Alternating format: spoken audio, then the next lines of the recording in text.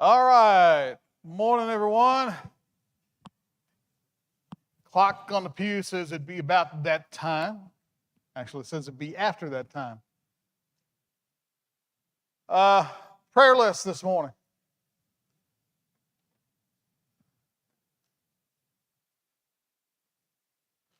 Everybody all quiet. Deep in thought.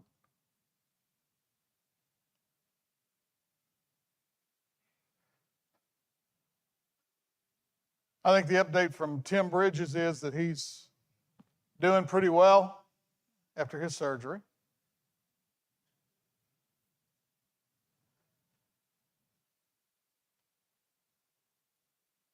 Anybody else?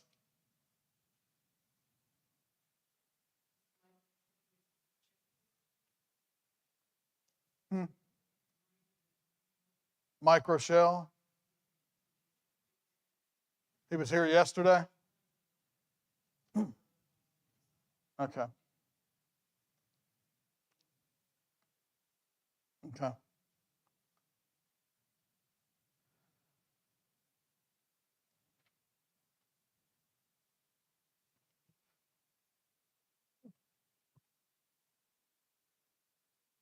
Anybody else?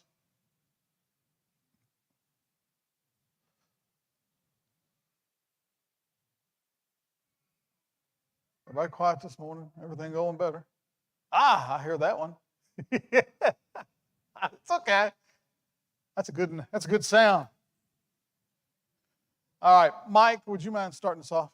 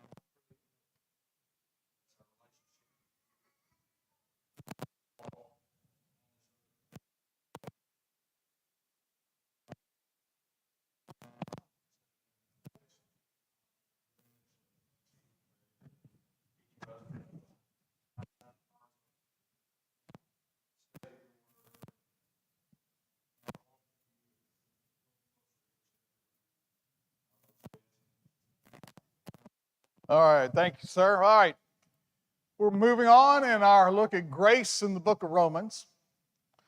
The last couple of weeks, we had looked at man's renunciation, a rejection of God's grace.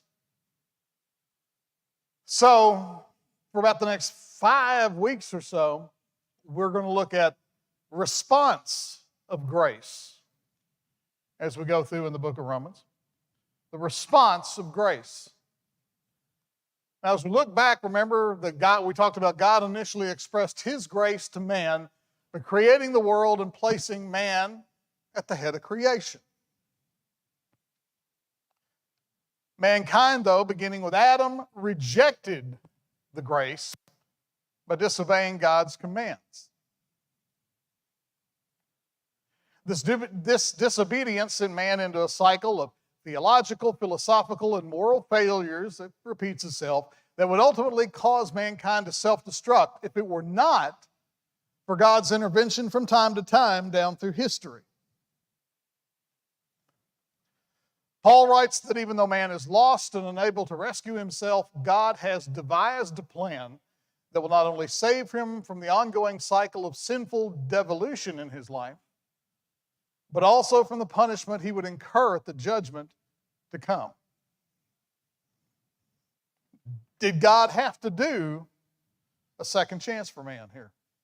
And actually it ends up being third, fourth, fifth. But after the initial rejection, was God obligated to do that?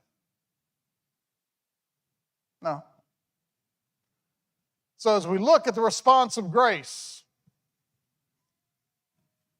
how God answers man's rejection of his initial offer of grace with yet a second offer of grace.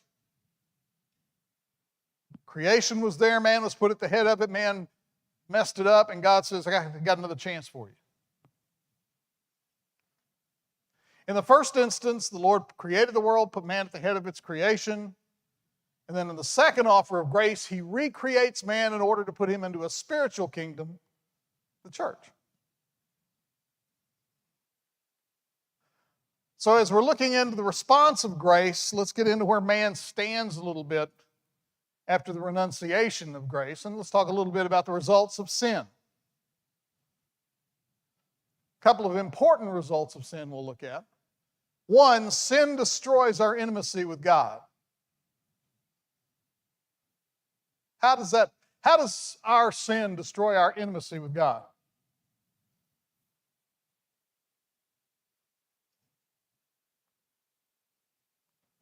John 17:3 says, this is eternal life, that they may know you, the only true God, and Jesus Christ, whom you have sent.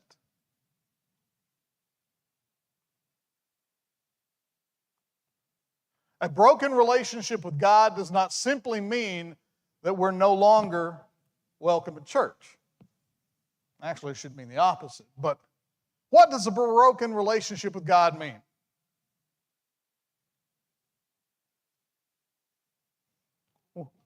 I heard somebody would quit obeying him. What else does it mean? What does it mean for you if your relationship with God were to be broken? We're the ones that have moved away. God hadn't changed.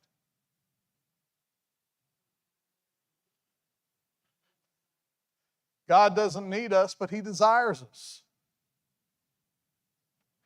And actually, this statement here, if our relationship is broken, church should be the first place we ought to be able to come back and help try to restore that. But I think a lot of people feel that if their relationship with God is broken, they can't go to church. They feel ashamed. They feel like they'll be judged. A lot of people in this world who have broken relationships with God are afraid to come to church because they feel that everybody, and God included, will look down on them. Sinfulness blurs our vision and sensitivity to the reality of spiritual things. If we're caught up in sin and involved in sin, what more often tends to be our focus? Self? Satisfying self? More often than not, if we're caught up in sin and we're living a sinful lifestyle, the things of God are not anywhere on our list. One writer wrote that every bad habit we excuse in ourselves is like a growing cataract that limits our ability to perceive God clearly. Unrepented sins bring us to the point where we can only see this world and not realize that we can no longer see or appreciate the spiritual world. To me, what I think he's trying to say there is we get in sin and we get deeper in sin, and pretty soon we don't see that we're in sin and we don't see the things of spiritual nature. You can step so far into sin that you completely lose track or lose sight of the things of God or of the things of the spiritual nature. Ever seen someone who got to that point? Ever seen someone who may have been faithful at one time, but got caught up in sin, and they get a little further, a little further, and a little further, and suddenly they've just completely lost sight of spiritual things? If you stay involved in sin and you stay caught up in sinful activity, eventually you'll quit caring about things of the spiritual nature. Sin also deprives us of true freedom. How would you say sin deprives us of true freedom? Some would say, well, not having to worry about the rules and laws that God has put in place. I'm free to do whatever I want. So how does sin deprive us of true freedom?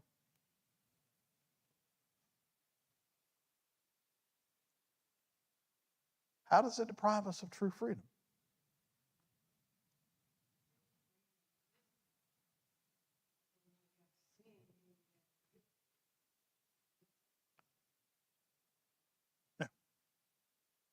You know, we've heard the statement, the chains of sin. I think that's pretty accurate. But it's really accurate, the chains of sin. Romans 6:20 says, for when you were slaves of sin, you were free in regard to righteousness. If you're involved in sin, righteousness is not anything that's going to have you connected anywhere. But note in Romans 6:20, it says, when you were slaves of sin. Living in ignorance of sin frees us from having to deal with the demands of God's laws or our own conscience. When you're out there living worldly and doing whatever you want, you don't worry necessarily what's overly right or what's overly wrong. You're just worried about what makes you happy. I want what I want, how I want it. I want it for my friends. I want it for my family. I don't care about any rules or guidelines as long as I'm not going to jail. I just want what I want. When you're living in the ignorance of sin, you're not paying attention to what God said we should or should not do. A lot of times you're not even paying attention to your own conscience as to whether you should do it or not. Freedom from Christ because of ignorance or rejection of Him usually means we live in slavery to whatever passion or fear that is strongest within us.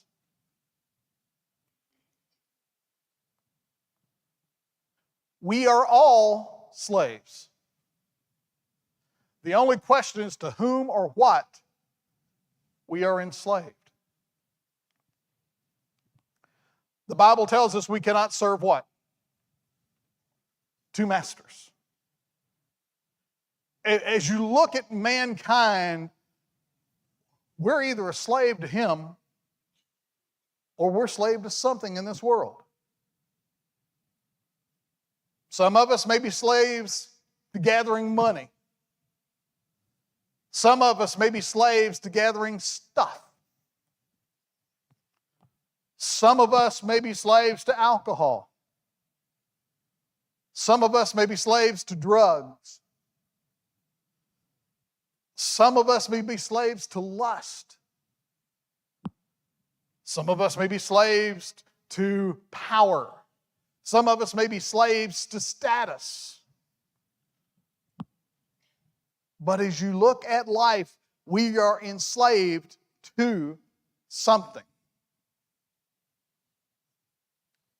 The good news is that when we're enslaved to Jesus, we find the true freedom. Otherwise, everything else we could be enslaved to, we are anchored, we are chained to it because we're always pursuing it. And I think one of the things that we sometimes fall short on in the church is we fail to realize or recognize that even Christians have trouble with things that they were formerly enslaved to. And sometimes we choose to try and ignore that there are those Christians who still have things they have to deal with. You know, one of the big problems in our society today is opioids. We tend to think of drug abusers, people who are chained to drug abuse, as people who live in the gutters, who live dirty and unclothed.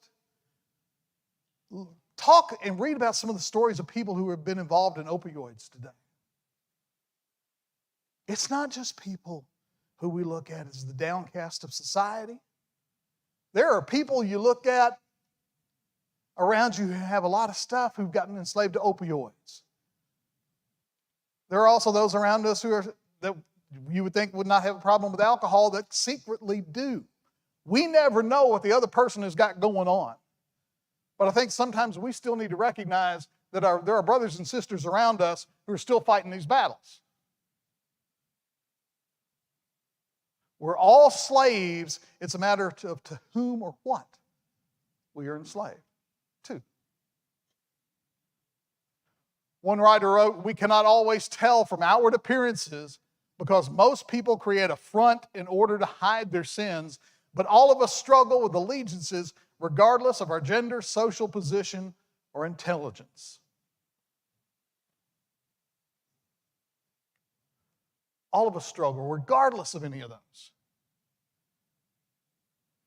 There are people who know better, that know that they shouldn't be doing what they're doing, that still struggle with it.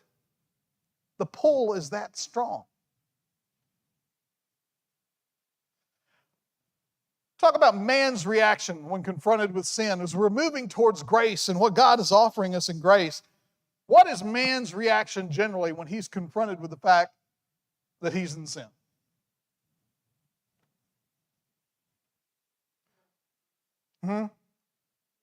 We all sin, but generally, how does someone react if you say, are you involved in sin? Do any of us like to admit that we have sin problems?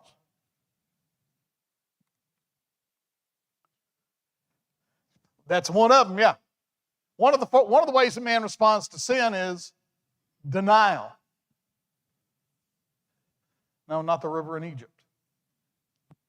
But denial. I don't do that. Surely not me. I wouldn't get caught up in that.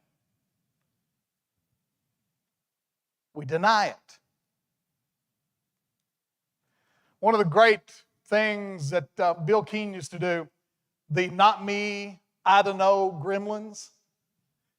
And here mom says, "Who threw sunflower seeds all over the floor?" Kid goes, "Not me." "Are you caught up in sin?" "Not me."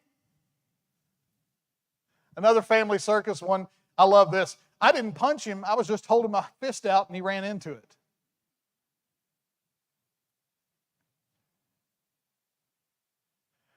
It's not denial, I'm just choosy as to what I choose to believe.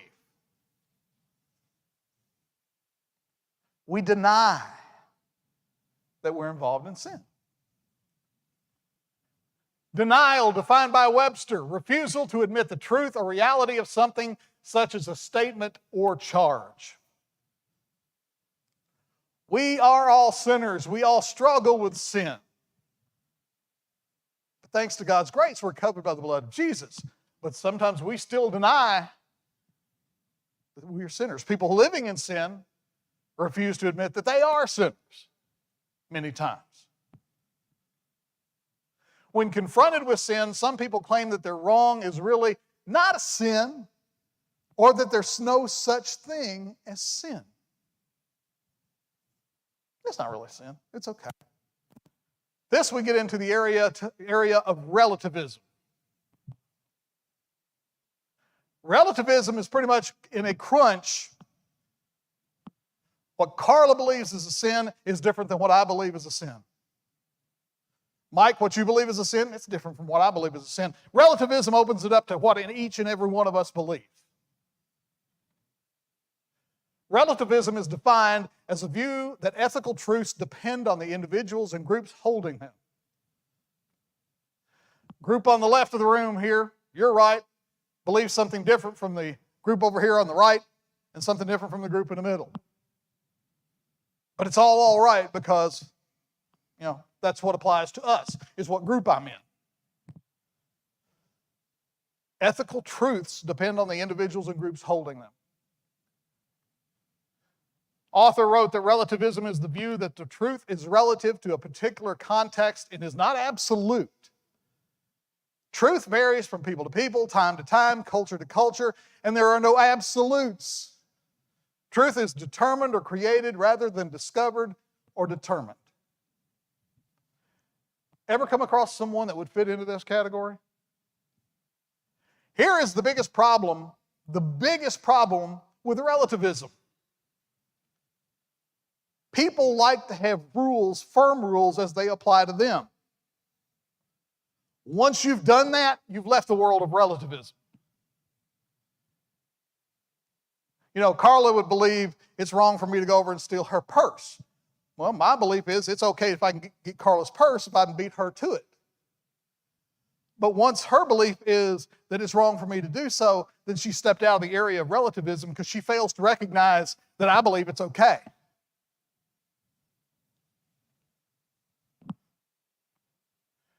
Christians believe, as you look at relativism, author wrote, Christians believe in moral laws and in doctrine. We believe in a moral order and in rules about how we are to conduct ourselves physically and otherwise. Author goes on to state, people who try to turn the God of the Bible into an authoritarian figure who merely thunders judgment may rather quickly flip their wigs and worldviews when they encounter the figure of Jesus. He goes on, he famously showed grace to the woman taken in adultery and did not condemn her as the Pharisees did. So Jesus was no authoritarian or fundamentalist, but neither was he a relativist. He said to the woman, go and sin no more. He didn't wink at sin. He acknowledged it as sin, and then he forgave it. What the author's trying to say here is the extreme on the left of relativism is not right, but also the extremism of the right of an authoritarianistic view is not right either.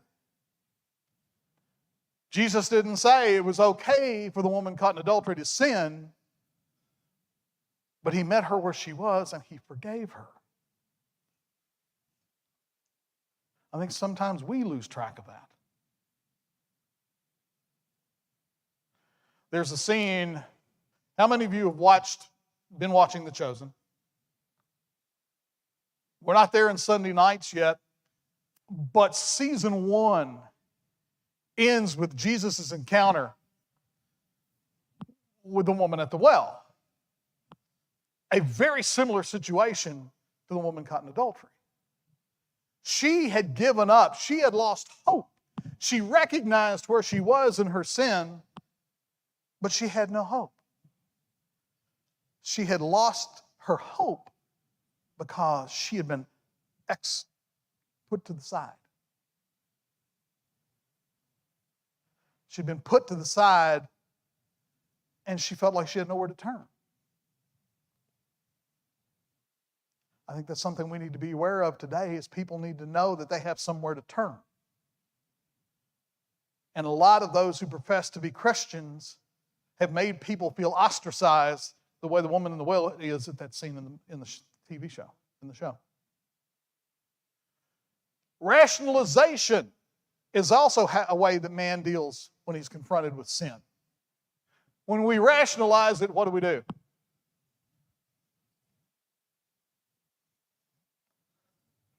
Yeah, another word for that perfectly is justify it.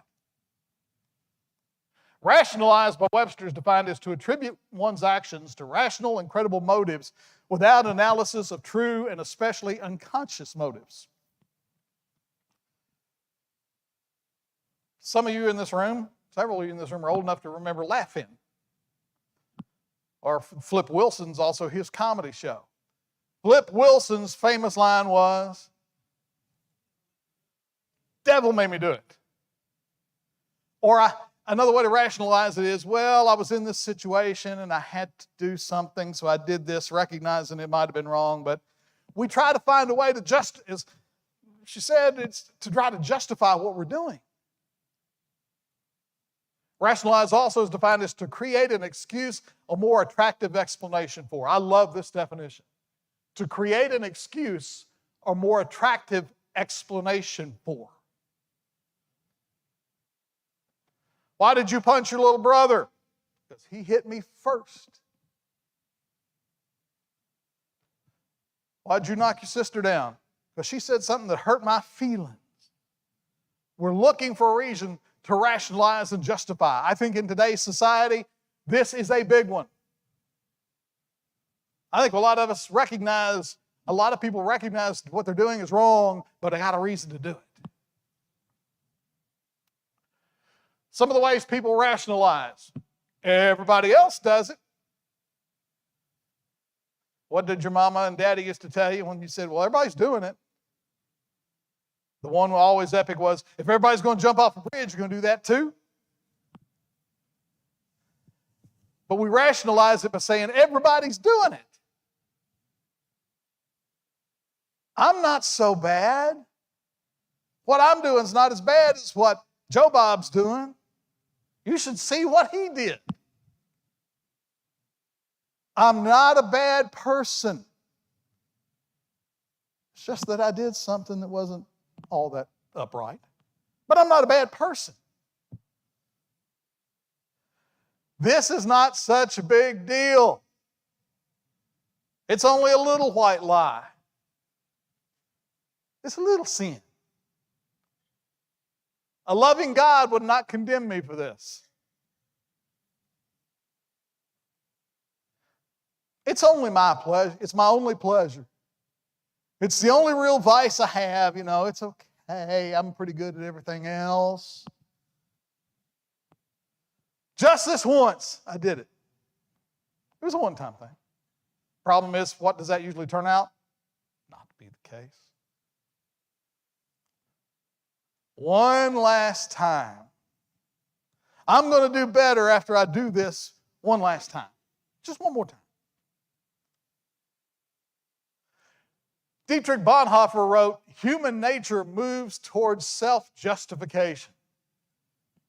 In other words, it's inherent in our nature that we're going to try to make the reason why we did something, especially if it's something we shouldn't have done. We're going to try to justify it. Man also, when he's confronted with his sin, procrastinates. What's one of the great statements you've heard someone say if you've been trying to talk to them about Jesus and becoming a Christian and pointing out that all men are lost without God? What's one of the great procrastination statements everybody hears? Is it not, I know I need to get right, but I'll do that, Jimmy, later. I know I need to change my life. I know I need to live right. I know I need to be baptized and follow Jesus. But I got some things I want to do first. I'll do it later. What's the problem with that? May not be a later. We're not guaranteed a later. Nothing that says that the Lord may not come back before we leave this building today. There's nothing that says all of us will leave this building today. There's nothing that guarantees that all of us will get home today. Not trying to be morbid, but just the fact is we don't know. Procrastination is dangerous. Me, a procrastinator. I'll prove you wrong someday. You just wait and see.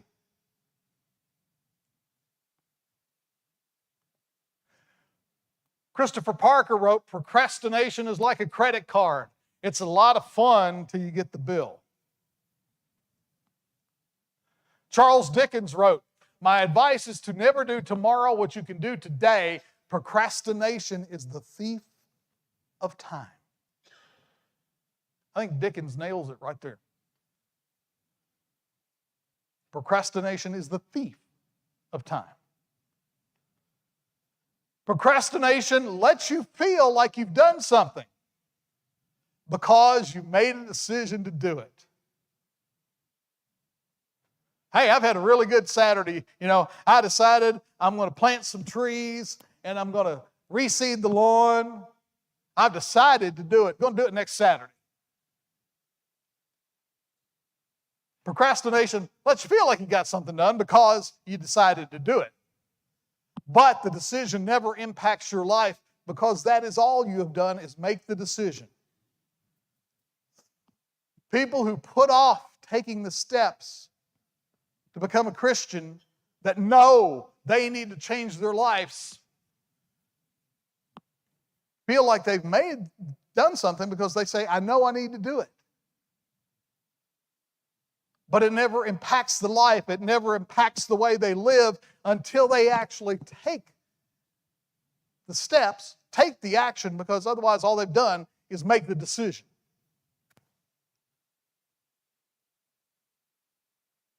There's also delusion with man who's confronted with his sin.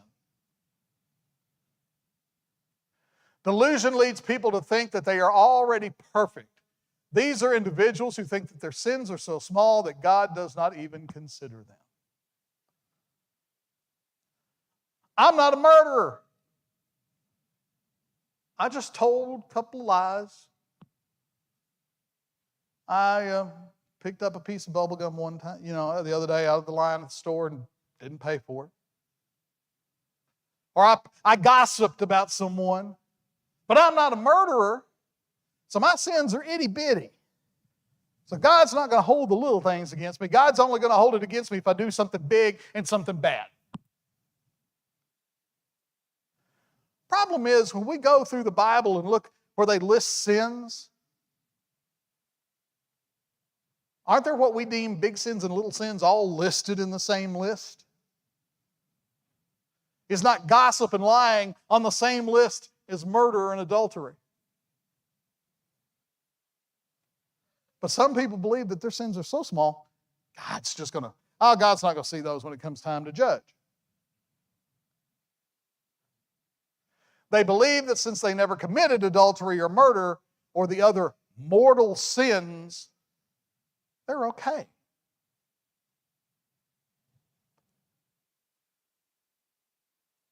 What is a mortal sin? What is a mortal sin?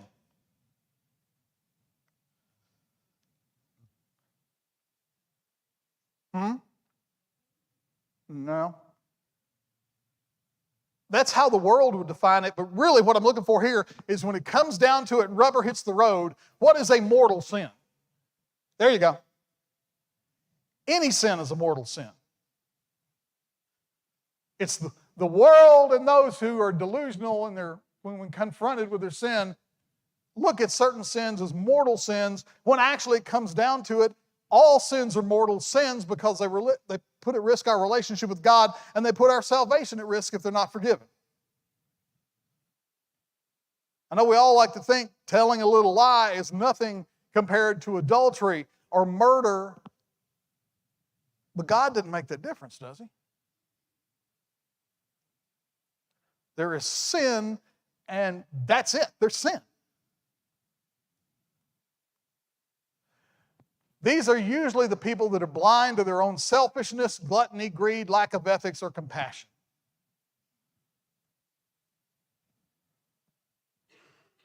What Tammy's doing is a whole lot worse than what I'm doing.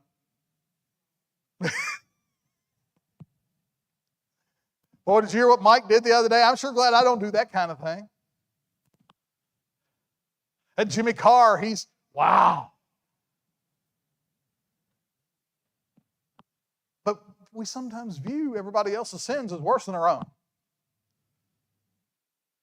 Writer said they are selective in their obedience and judgment of themselves, and this delusion allows them to create a false image of moral superiority and spiritual maturity, when in reality they are among the walking dead already condemned. That's a strong statement.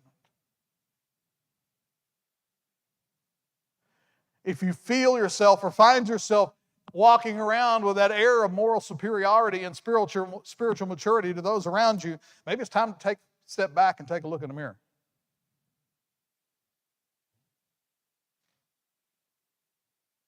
Then there are those who sell out, give up, or just dive in when they're confronted with their sin. Another tactic in dealing with personal sin is acknowledging that it exists, but not caring. Okay, what I'm doing is wrong. I'm just going to keep doing it. Now, I think here the not caring comes about in a couple of different ways. One, I think there are those who just want to do what they want to do and how they want to do it, when they want to do it, and they really do not what we define as care. But I also think, and again, this scene, because it was so powerful to me in the show, about the woman at the well that Jesus encounters, I think she had lost her caring But her caring was lost because she had no hope. I think there's the caring because of the caring of where you just, I'm going to do what I want. But I think there are those who don't care because they don't believe they can and make a difference. I think there are those in the world who have gotten caught up in sin, find themselves so far down the road, and see no hope anywhere. And so they just decide it doesn't matter. They don't have the callous not caring, but they begin to not care because they don't think they can matter. It doesn't think they don't believe that they can be fixed. Those are the people, church, that we need to be looking for. And those are the people that we need to look at and see if we have put anybody in that situation by making them feel that way. There are oftentimes people who have given up their hope or giving up their care about how they live their lives because someone has told them they were worthless and didn't matter.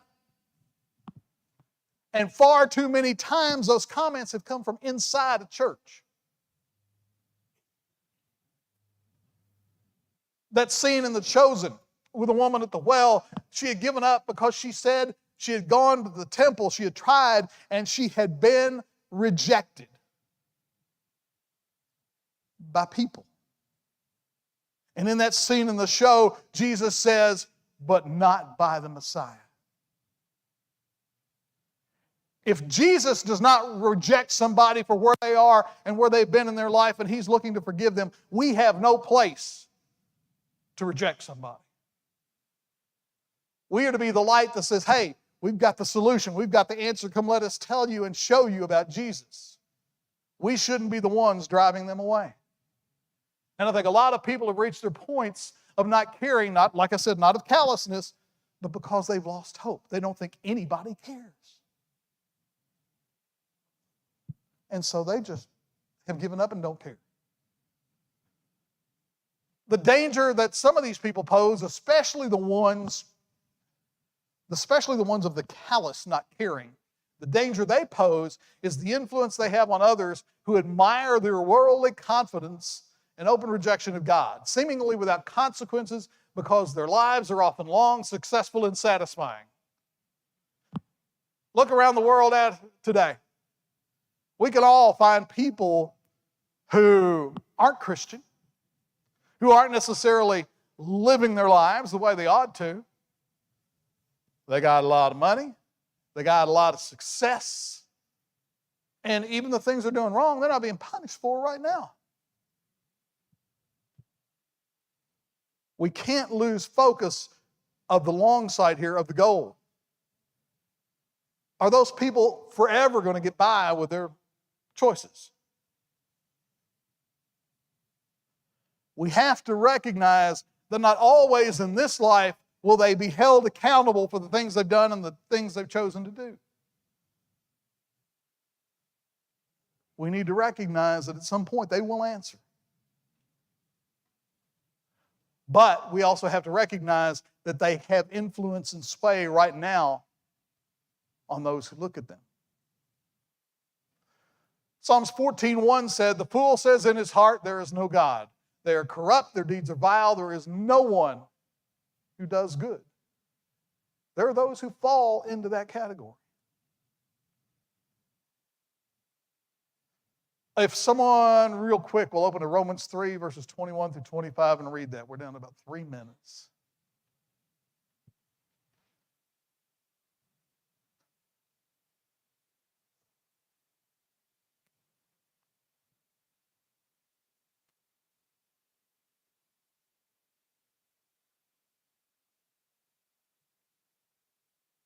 Just take off.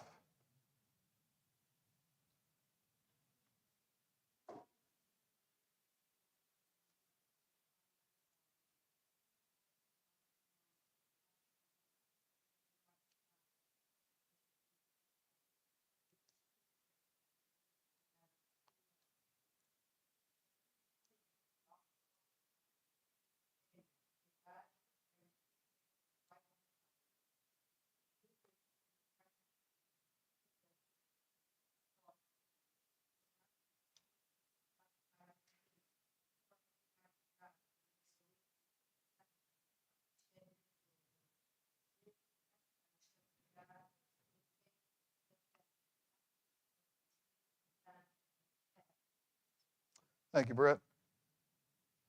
These 4 verses hold the core idea of the gospel and the solution to mankind's losing struggle with sin and death. Mankind's losing struggle with sin and death, and the solution, as we're looking at grace in the book of Romans, the solution is God's grace. This passage then explains God's plan and its completion through Jesus, who is the propitiation provided by God to reconcile all mankind back to himself. God's grace. God's second big grace. The first was putting man at the head of creation. The second was giving Jesus for a chance to restore us to the Father. Next week, we will continue on with the response of grace, part 2, as we continue looking on about that. And by the clock, we are out of time.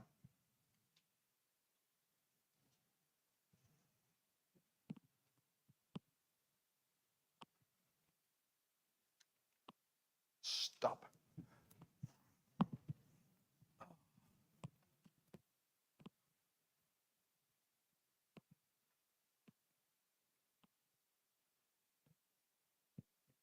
Thank you.